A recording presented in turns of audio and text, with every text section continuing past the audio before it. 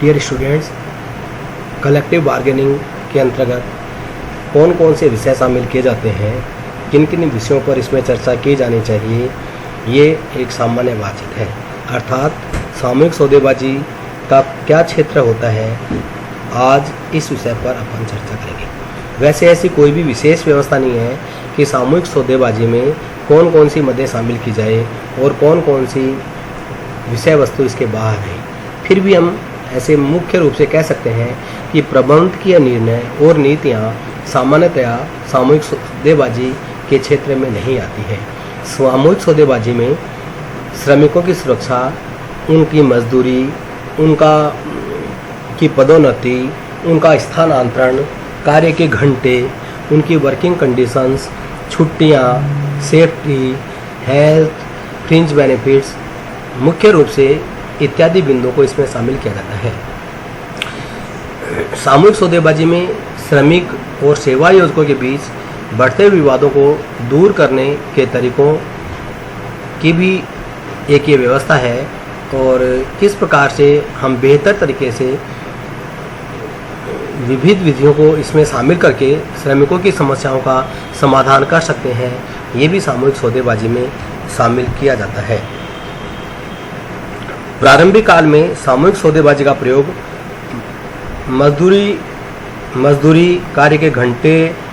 एवं रोजगार से संबंधित शर्तों से संबंधित था, किंतु अगर वर्तमान में अपन देखें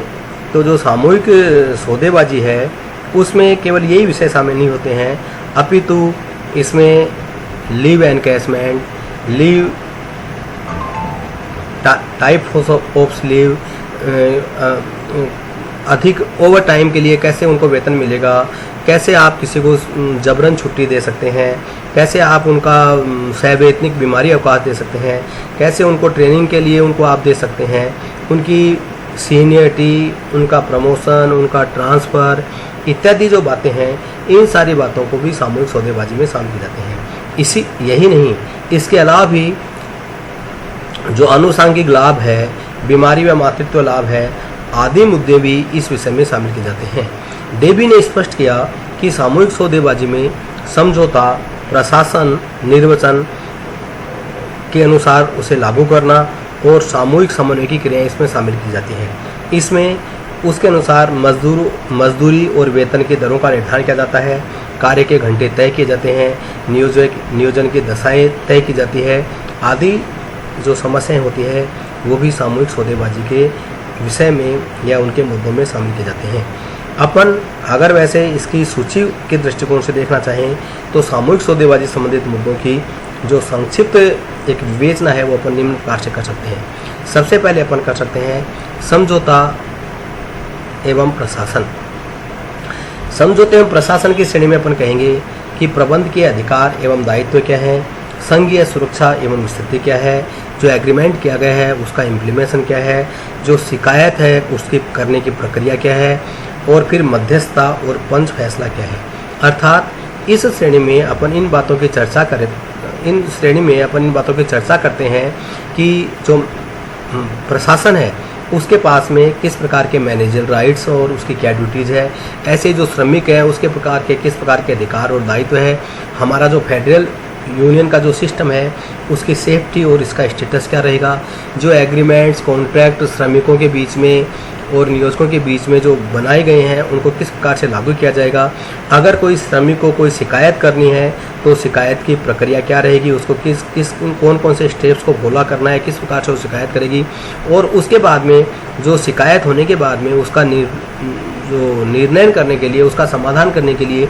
किस प्रकार का मध्यस्थता की जाएगी तथा किस प्रकार से पंच फैसले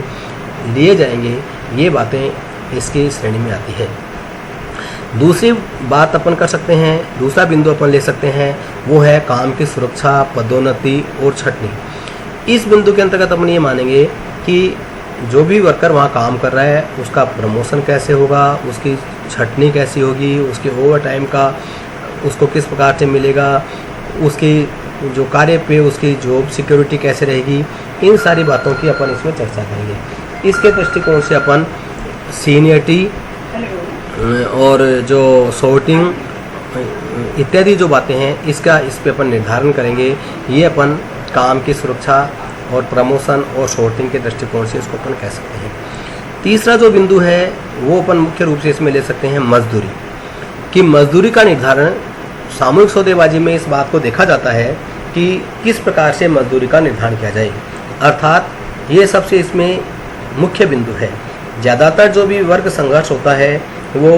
व्यक्ति अपने वेतन को लेकर के करता है। उसका वेतन, न्यूनतम वेतन क्या होगा, उसको किस प्रकार के कार्य के लिए किस प्रकार का वेतन मिलेगा, समान कार्य के लिए समान वेतन है या नहीं, मूल मजदूरी की क्या दर रहेगी, मजदूरी की जो संरचना है वो किस प्रकार की रहेगी, भुगतान की किस प्रकार से व्यवस्था रहेगी, 2 शिफ्टों में अंतराल क्या रहेगा, जीवन निर्वाह संबंधी जो अन्य समायोजन होते हैं वो किस प्रकार से किए जाएंगे। इस प्रकार की जो सारी बातें हैं जो वो मजदूरी में किए जाएंगे। इसके अतिरिक्त skilled labour, unskilled labour, professional qualifications, इन सारी बातों का भी इसमें निर्धारण किया जा सकता है। तो ये कहलाता है इसमें मजदूरी का निर्धारण। मजदूरी के निर्धारण के बाद में अपन जो उसके सीमावर्ती लाभ होते हैं उसको भी इसमें बिंदु में शामिल कर सकते हैं। सीमावर्ती लाभों में अपन जैसे कोई श्रमिक बीमार है तो उसको कब कैसे छुट्टी दी जाएगी, उसकी कुल सामान्य छुट्टियां कितनी होगी, उसमें कैजुअल लीव कितनी होगी, प्रिविलेज लीव कितनी होगी, मेडिकल लीव कितनी होगी, कुमुलेटिव कितनी हो सकती है, at the verge of retirement कितनी छुट्टियों का उसको एनकैशमेंट हो सकता है, कोई बीमारी पे छुट्टी पे ले रहा है तो उसका प्रोसेस क्या होगा, किस प्रकार का उसको सर्टिफिकेट चाहिएगा, ऐसे उसका ग्रुप इंश्योरेंस की क्या है, स्टेट इंश्योरेंस की क्या है, पेंशन है, एनपीएस है, या उसको जो प्रॉफिट शेयरिंग है क्या है, उसको कौन कौन से उसको जो फ्रिंज बेनिफिट्स है वो अपन उसको देते हैं, इसकी चर्चा भी इसमें की जाएगी। इसके बाद में अपन देखते हैं कि जो कंपनी की जो क्रियाएं हैं वो इसमें शामिल कर सकते हैं। तो कंपनी की क्रियाओं में अपन देखेंगे कि वर्किंग रूल्स क्या है, डिसिप्लिनरी प्रोसेस क्या है, प्रोडक्शन रेट्स और स्टैंडर्ड्स क्या होंगे, कंपनी जो सेफ्टी और मेजर्स किन किन से लगाएगी, उसमें टेक्निकल परिवर्तन करते समय श्रमिकों से किस प्रकार की बातें करेगी। अर्थात ये वो बातें हैं जो संगठन के द्वारा, जो व्यावसायिक संगठन के द्वारा की जाती है। अर्थात व्यावसायिक संगठन इन बातों को निर्धारित करेगा कि एक श्रमिक के लिए रूल्स, काम करने के रूल्स क्या क्या है, अगर उसके विरुद्ध कोई भी पेनल्टी की प्रोसेस अडॉप्ट करनी है, कोई भी डिसिप्लिनरी एक्शन लेना है तो डिसिप्लिनरी एक्शन लेने के लिए उसका प्रोसेस क्या होगा, और जो श्रमिक उत्पादन कर रहे हैं उसको पर आवर कितना उत्पादन करना है और किस स्टैंडर्ड से वो प्रोडक्ट उत्पन्न होना चाहिए। इसी प्रकार से वो एक साथ कितने लंबे अवकाश में जा सकता है, बिना सूचना दिए अवकाश पर रहने पे क्या स्थिति होगी, और जब टेक्निकल परिवर्तन करेंगे तो कितने समय में कोई तकनीकी परिवर्तन होता रहता है। इन सारी बातों की उस पर अपन वो चर्चाएँ करेंगे। तो इस प्रकार से ये जो मुख्य विषय हैं